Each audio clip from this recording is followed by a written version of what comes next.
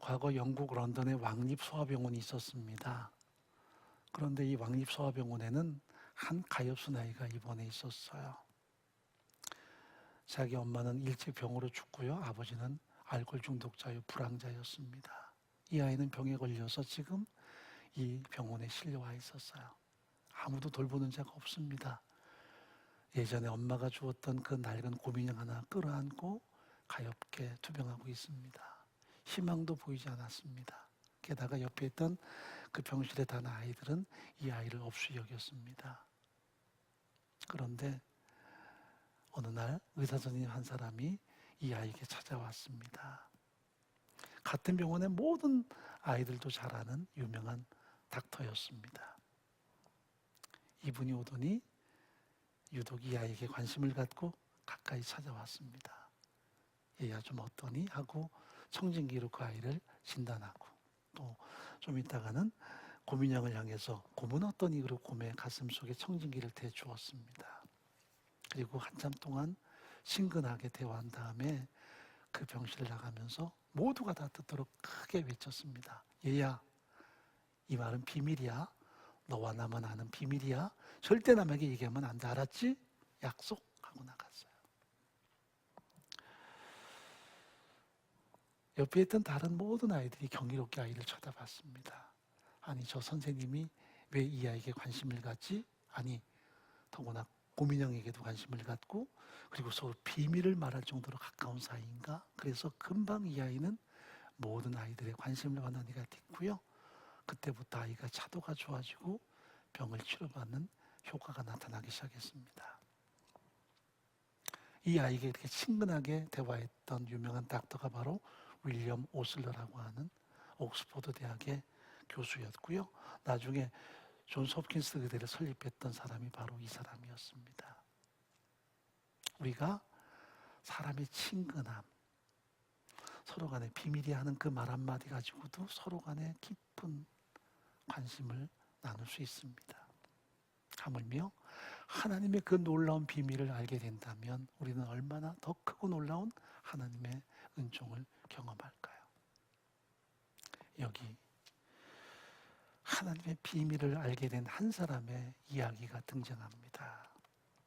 사도 바울입니다.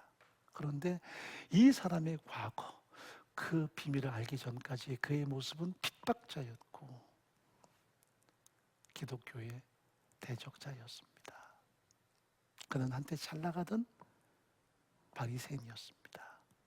자신의 신념을 위해서, 자신의 성공을 위해서 믿는 사람들을 핍박했던 그런 난폭한 바리새인이었습니다. 이 사울의 부모는 어떻게든 이 사울을 유대인으로 성장하기 위해서 또 그를 사내된 공인으로 세우기 위해서 예루살렘 유학을 보냈고요. 그는 그 당시에 율법학자였던 가말리엘 문화에서 학문을 공부했던 그런 청년이었습니다. 그는 열심으로 이 율법에 심취했고요. 바리새인으로 사는 것을 잘하게 여겼는데 어느 날 수많은 크리스찬들이 그의 눈에 목적이 됐습니다. 당시에 수많은 크리스찬들은 주체할 수 없는 그 비밀을 가슴에 담고 살던 사람들이었습니다. 예수의 십자가 죽으신 부활, 우리가 그 십자가로 말미암아 죄사함을 얻고 하나님의 자녀가 된다라는 이 놀라운 감동을 가슴에 담고 살았던 수많은 크리스찬들이 여기저기서 복음을 전했습니다. 이것이 이 청년 사울의 가슴 속에는 견딜 수 없는 고통이었습니다. 왜냐하면 그 비밀의 가치를 알지 못했기에 그들을 철저하게 이단으로 정죄했고요. 그들을 적대시하는 마음이 너무나 강했기 때문입니다.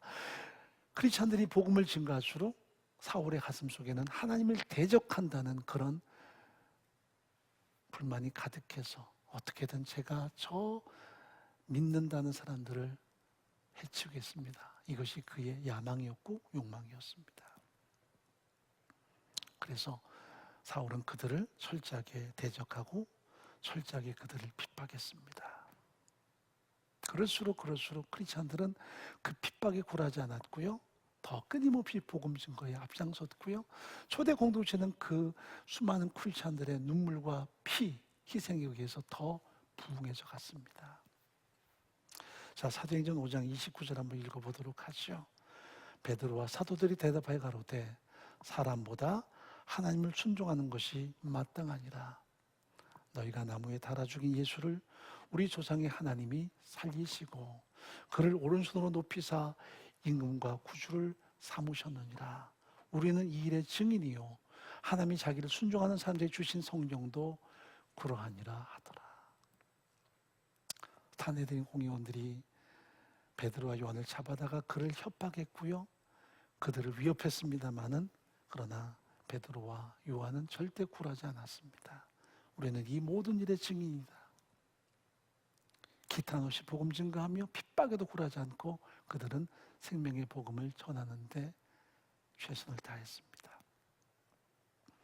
결국 이 사울은 수많은 사람을 핍박하고 급기야는 스데반을 죽이는데 앞장서기도 하고 그것도 모자라서 저 다메섹까지 가서 모든 믿는 사람을 어떻게든 해치기 위해서 공문을 받아서 달려가고 있었습니다. 그때 강력한 빛이 그에게 임했습니다. 그는 앞을 보지 못하게 됐습니다. 그 빛 때문에 더 이상 앞을 보지 못했고요.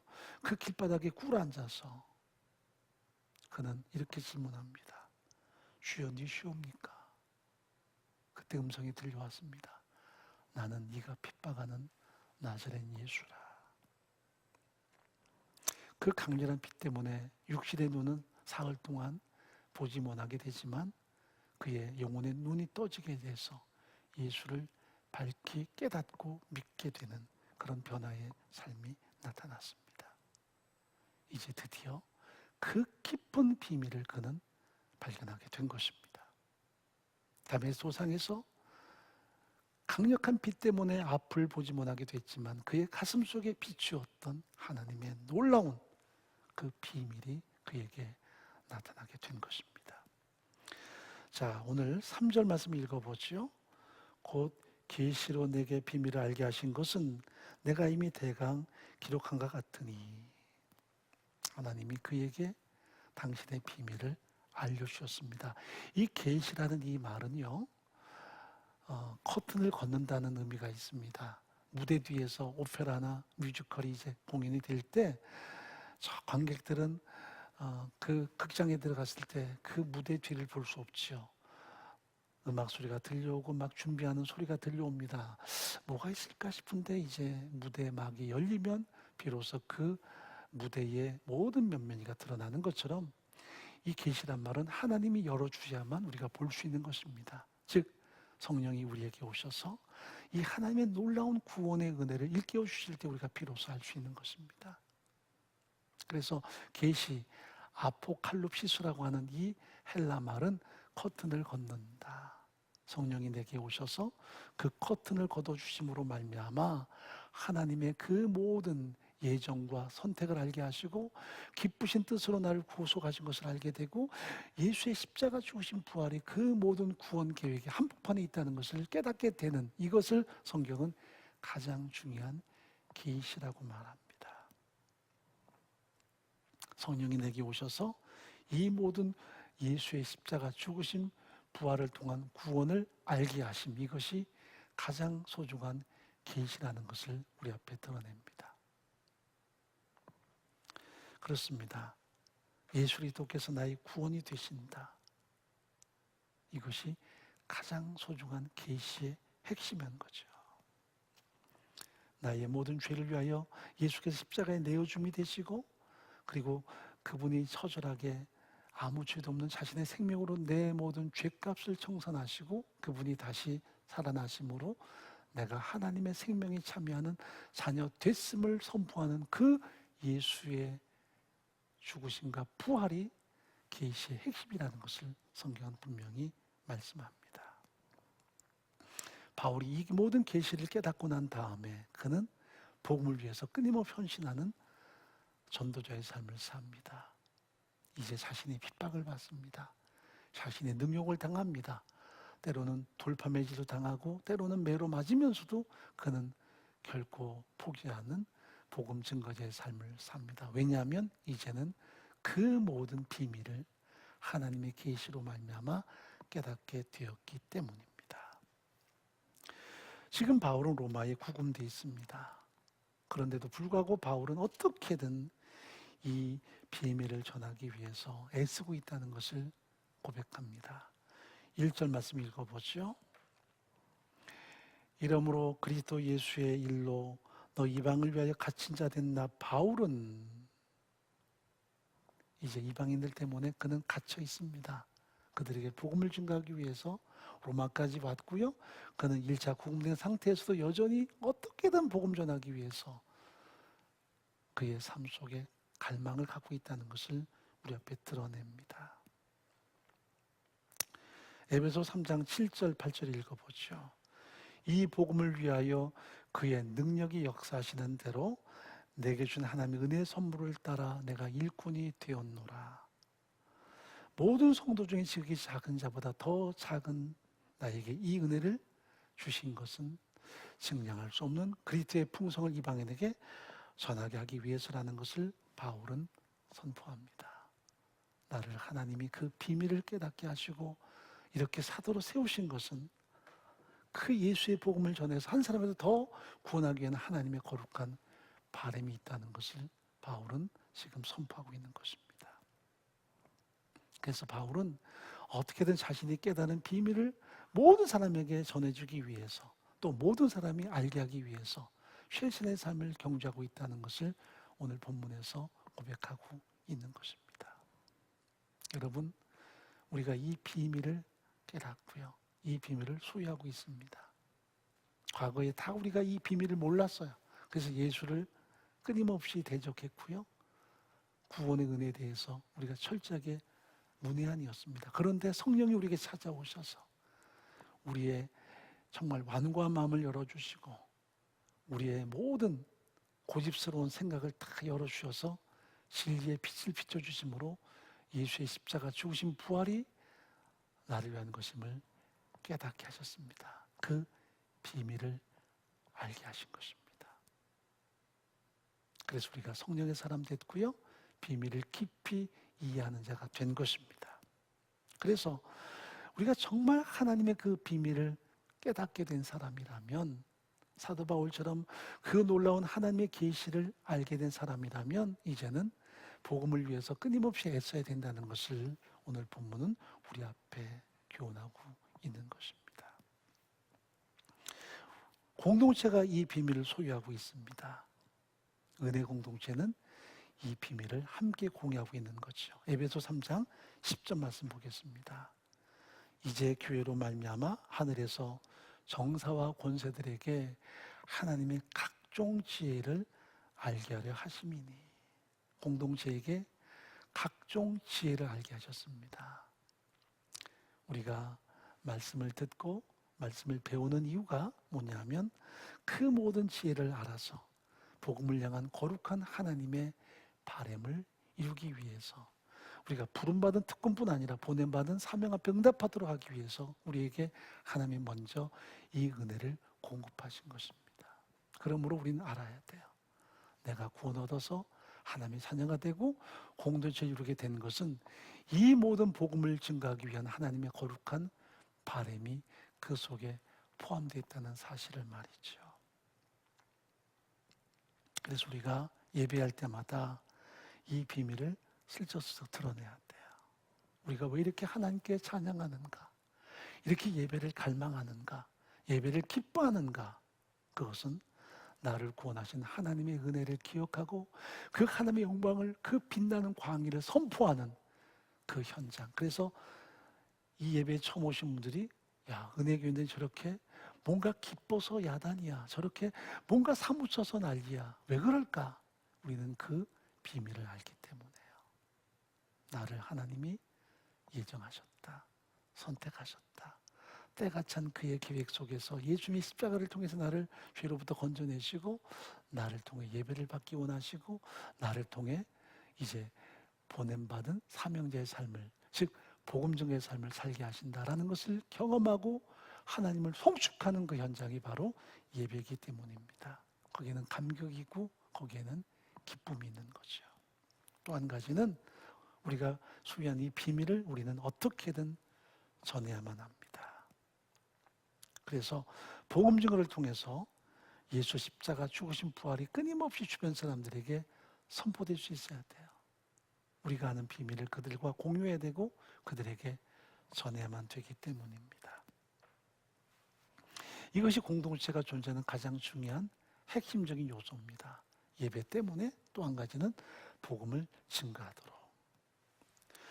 고든 맥도날드의 고백이 참 가슴속에 울립니다. 웬만한 일에는 세상도 교회 못지않거나 교회보다 낫다. 집을 지어주고 가난한 자를 먹여주고 아픈 사람을 고쳐주는 일은 굳이 교인이 아니어도 할 수 있다. 그러나 세상이 절대 못하는 일이 하나 있다. 세상은 은혜를 베풀 수 없다. 정말 소중한 고백입니다. 여러분, 세상에서도 온갖 좋은 것을 다 공급할 수 있습니다. 그래서 복지 혜택을 줄 수도 있고요. 많은 사람을 돌볼 수도 있습니다. 그러나 세상이 원하는 가장 소중한 것은 복음은 줄 수 없습니다. 복음은 오직 교회 그리고 하나님의 사람들만이 그들에게 줄 수 있는 가장 소중한 보화이기 때문입니다. 그러므로 우리가 하나님의 은혜를 안다면, 이 비밀을 깨달았다면 예배의 감동뿐 아니라 어떻게든 복음 전하기 위해서, 지금 바울은 갇혀 있음에도 불구하고 이 복음을 위해서 끊임없이 헌신하는데 우리도 그렇게 복음을 위해서 헌신할 수 있는 삶의 현장을 소유할 수 있어야 되겠죠. 자, 또 한 가지는 우리 하나님의 자녀들이 소유한 비밀이 있습니다. 그게 바로 나의 신분이죠. 세상이 잘 이해 못하는 나의 신분, 그게 하나님의 자녀됨입니다. 내가 하나님의 자녀라는 것이 얼마나 놀라운 줄 아십니까? 이게 얼마나 큰 자긍심인 줄 아십니까? 내가 하나님의 자녀다. 자, 11절, 12절 한번 읽어보겠습니다. 곧 영원부터 우리 주 그리스도 예수 안에서 예정하신 뜻대로 하신 것이라. 우리가 그 안에서 그를 믿음으로 말미암아 담대함과 하나님께 당당히 나아감을 얻느니라. 우리의 신분입니다. 우리에게 주어지는 거룩한 특권입니다. 내가 자녀 되었다. 상속자 되었다. 세상은 우리를 잘 몰라요. 그래서 우리의 현실만 바라봅니다.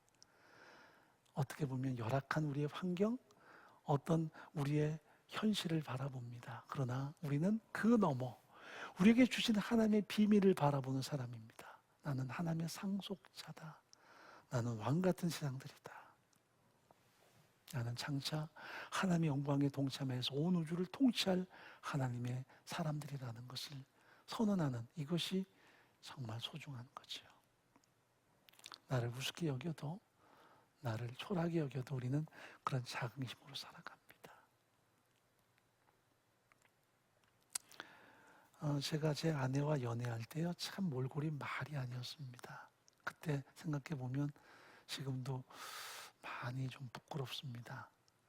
안경도 깨져가지고요, 여기 안경 다리를 스카치 테이프로 감쌌고요, 안경 알도 금이 가서 거기에 스카치 테이프를 붙이고 살았습니다.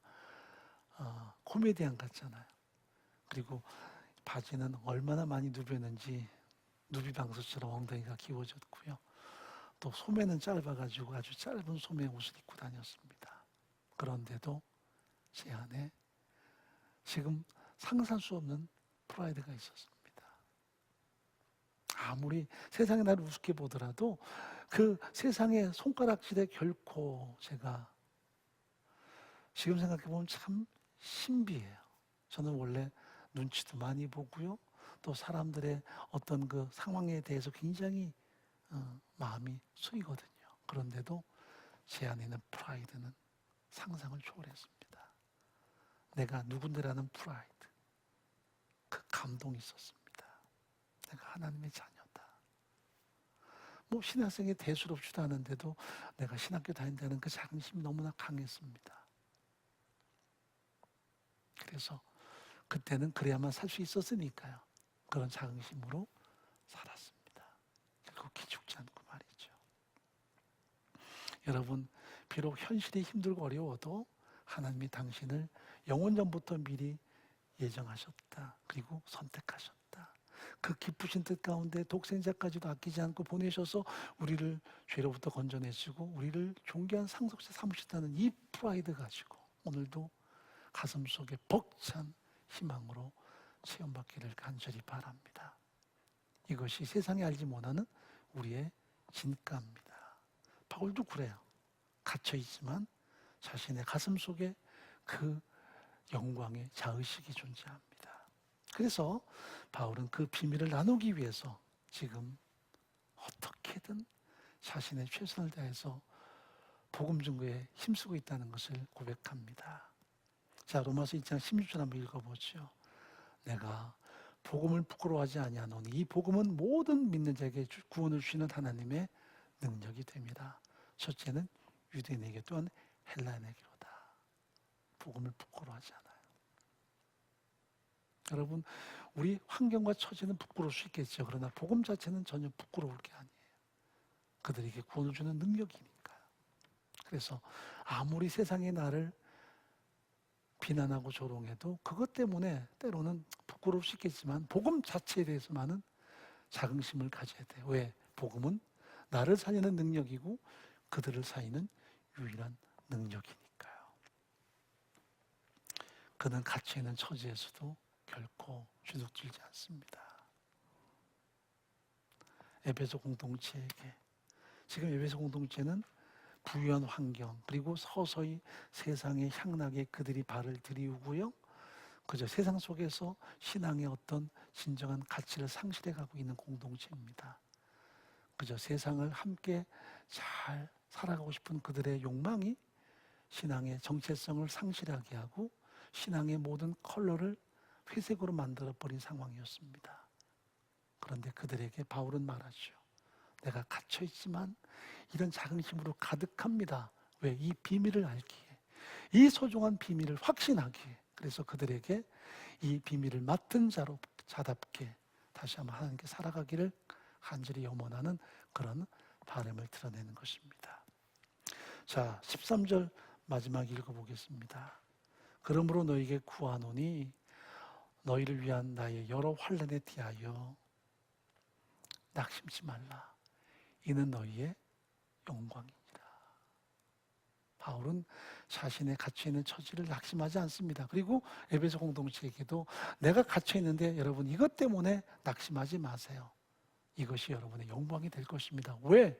바울이 어떤 세상의 욕망 때문에 혹은 세상의 죄악 때문에 갇힌 게 아니라 이 비밀, 예수의 십자가 죽으신 부활을 전하기 위해서 갇혀있는 것이기 때문에 이것은 그들이 정말 고귀하게 여겨야 되고요.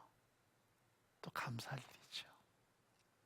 이것이 그들에게 있어서 소중한 자부심이 되어야 된다는 것을 사도 바울은 전하고 있는 것입니다. 나의 모든 환난에 대해서 낙심하지 말라. 내가 갇히는 것 때문에 여러분 절망하지 마십시오. 여러분의 영광입니다.